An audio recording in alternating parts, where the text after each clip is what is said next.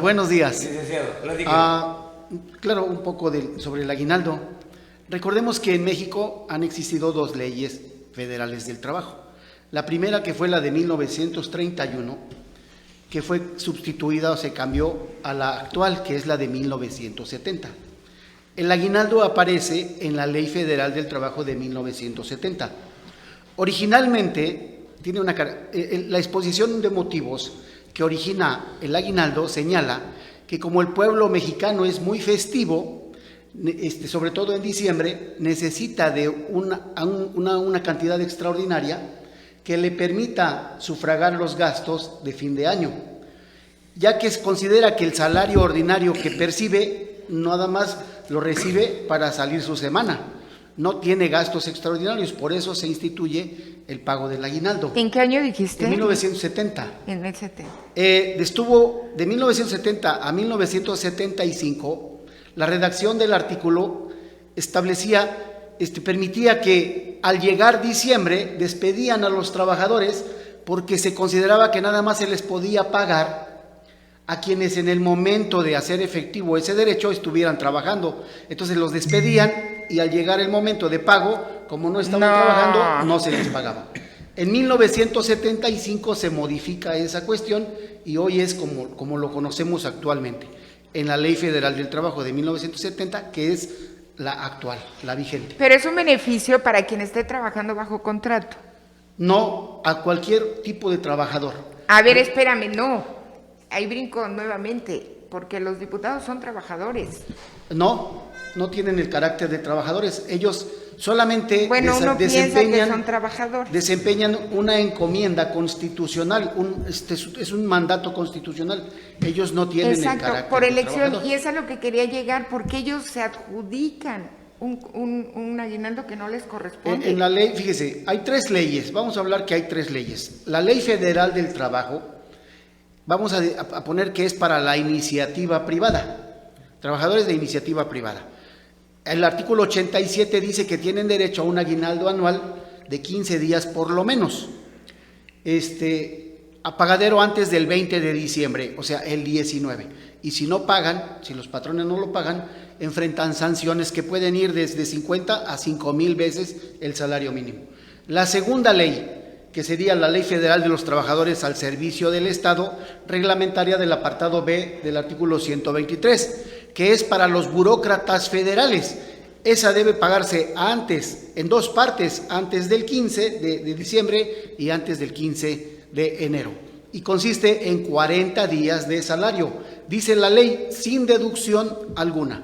Y la tercera ley, la que corresponde a nosotros, la Ley del Servicio Civil, vigente desde el año 2000, que se ha considerado ilegal porque no cumplió el proceso de formación legislativo y por eso conceden amparos, pero eso ya será cuestión de otro comentario.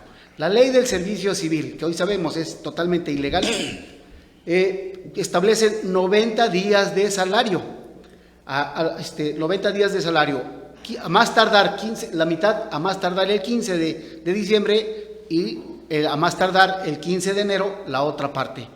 Esas son las tres características.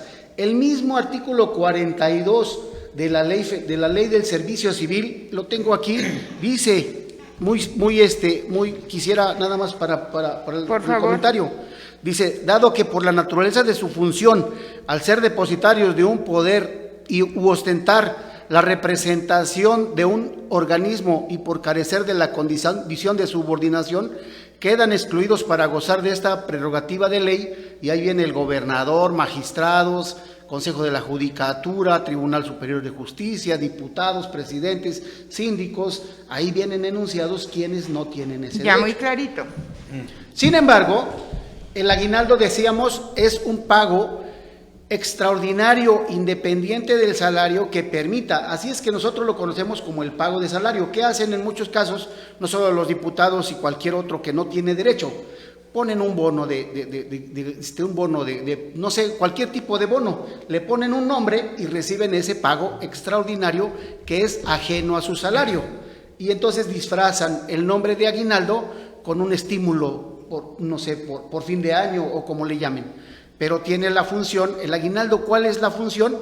que no tengas nada más tu dinero para pasar las fiestas decembrinas, por ejemplo, sino que sea algo extraordinario a tu salario. Y siempre que sea extraordinario, aunque no se llame aguinaldo, técnicamente será un aguinaldo. Claro. Yo tengo unas preguntas y afortunadamente están dos expertos en la materia, doctor Tapia, licenciado Cruz. Los tres poderes, ejecutivo, legislativo y judicial. En el caso del poder legislativo son los diputados. Ellos son electos, son trabajadores o son servidores públicos, porque ellos son electos en el estado de Morelos por 3 años. Entonces, son trabajadores porque alguna ocasión se despacharon con su aguinaldo y después dijeron, no, ya no hay aguinaldo, pero hay un bono, que es la misma gata, nomás que revolcada. Ahora, en el caso de los regidores, son electos también por un periodo de 3 años.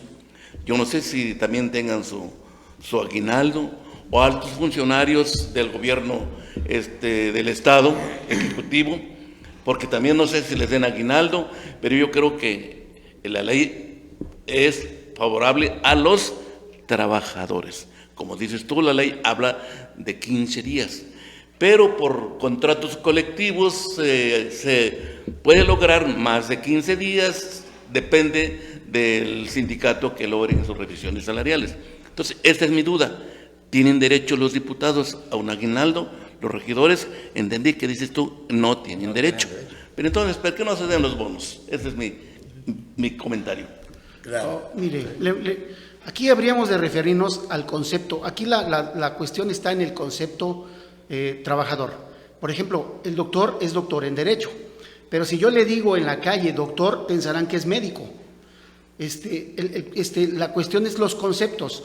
Fíjese, una persona, por ejemplo, que vende globos, y si yo vendiera globos, inflo los globos en mi casa y salgo a venderlos, y digo, voy a trabajar, soy trabajador, vendedor de globos. Pero hay una diferencia entre el concepto trabajador y el trabajador subordinado. Esa es la diferencia. La ley dice, ¿quién es trabajador? La persona física que presta un servicio personal subordinado. Entonces, ¿cómo distingo el concepto general de trabajador respecto del concepto general del trabajador amparado por la ley laboral? Claro. Deberíamos decir nosotros, no solamente es trabajador, sino es trabajador subordinado, como con el doctor en Derecho. Pero nosotros nos quedamos corto en la definición, decimos los diputados son trabajadores, el presidente es trabajador. Sí, porque trabajan, pero no son subordinados. Eso es. ¿Qué distingue la subordinación? El poder, dice la ley, la subordinación es el poder de mando correlativo al deber de obediencia.